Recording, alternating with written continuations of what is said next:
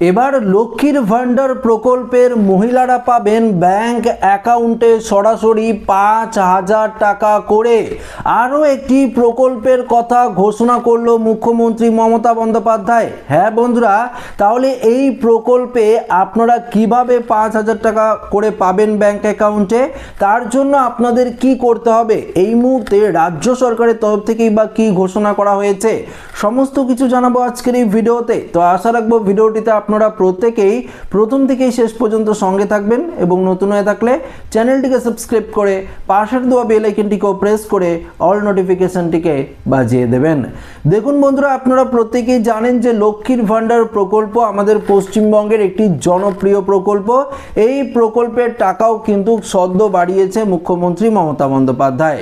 যেখানে আগে জেনারেল মহিলারা পেতেন কত ১,০০০ টাকা করে, এবার তারা কিন্তু ১৫০০ টাকা করে পাচ্ছেন, এবং যারা ১২০০ টাকা করে পাচ্ছিলেন এসসি এসটি মহিলারা, তারা কিন্তু এবার পাচ্ছেন ১৭০০ টাকা করে ব্যাংক অ্যাকাউন্টে, তাই তো?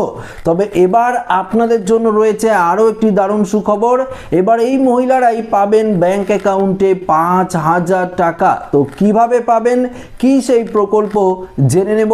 তো একটু মনোযোগ সহকারে আপনাদের ভিডিওটি দেখতে হবে, তাহলে আপনারা একদম বিস্তারিতভাবে বুঝতে পারবেন।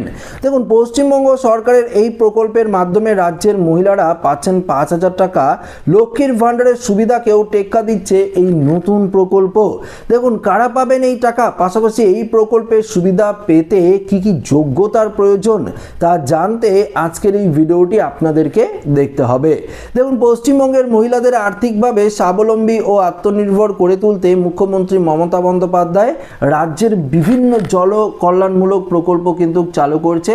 যেমন দেখুন না, এই যে বেকারদের জন্য বেকার ভাতা চালু করা হচ্ছে, যেটি ১৫০০ টাকা করে আপনারা পাবেন মাধ্যমিক পাস হলেই। পাশাপাশি দেখুন, এক্ষেত্রে আবার যাদের জমি ছিল তারা তো কৃষক ভাতা পাচ্ছিলেন, এবার যাদের জমি নেই তারাও কিন্তু ভূমিহীন প্রকল্প পাচ্ছেন বা পাবেন, আশা করি কিছুদিনের মধ্যেই পেয়ে যাবেন।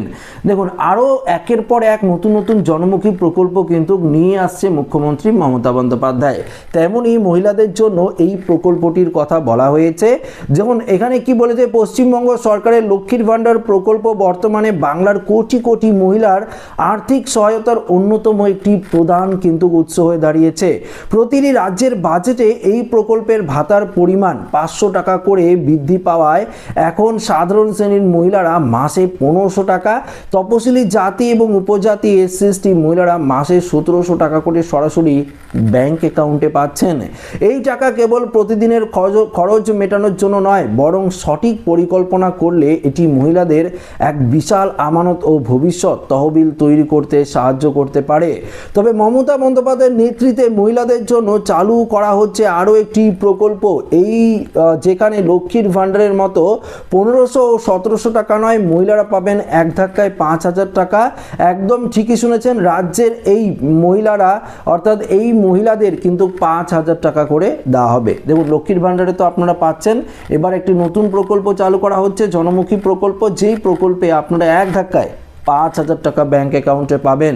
কারা পাবেন এই টাকা, কিভাবে আবেদন করতে হবে, সবার অ্যাকাউন্টে কি এই টাকা ঢুকবে, প্রশ্ন কিন্তু এটাই থাকছে। দেখুন, স্বনির্ভর গোষ্ঠীর মহিলাদের জন্য সরকার জাগো প্রকল্প নামে আরও একটি বিশেষ উদ্যোগ গ্রহণ করেছে। এই প্রকল্পের মাধ্যমে রাজ্যের প্রতিটি যোগ্য স্বনির্ভর গোষ্ঠীকে বছরে এককালীন ৫,০০০ টাকার আর্থিক অনুদান ও রিফ্লোডিং ফান্ড হিসাবে প্রদান করা হয়। জাগো প্রকল্প আসলে কি?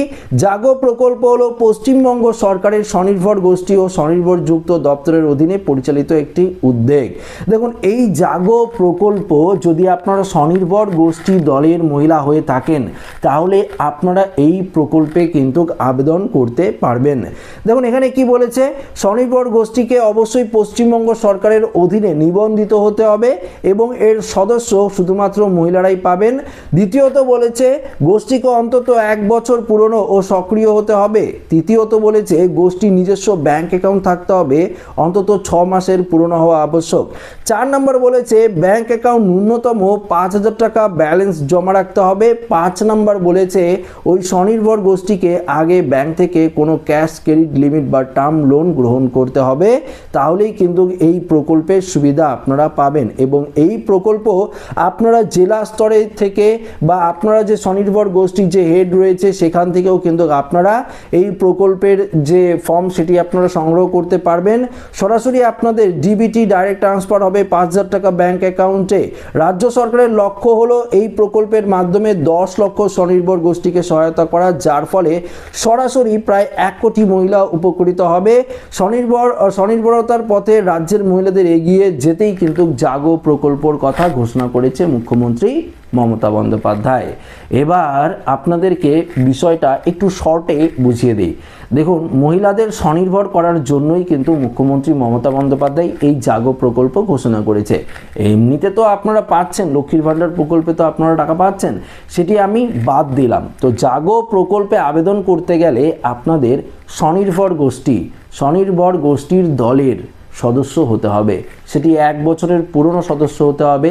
আপনার একটি লোন নিতে হবে, স্বনির্ভর গোষ্ঠীর সদস্য হলে তো লোন নেয়, তো সেই লোন আপনাদের একটি থাকতে হবে, 1 বছরের পুরনো হতে হবে এবং ব্যাংক অ্যাকাউন্ট অবশ্যই আপনার নিজস্ব লাগবে, সেটি পুরনো 6 মাসের পুরনো একটি ব্যাংক অ্যাকাউন্ট লাগবে, তাহলেই ডাইরেক্ট ট্রান্সফার আপনার ব্যাংক অ্যাকাউন্টে 5,000 টাকা হবে।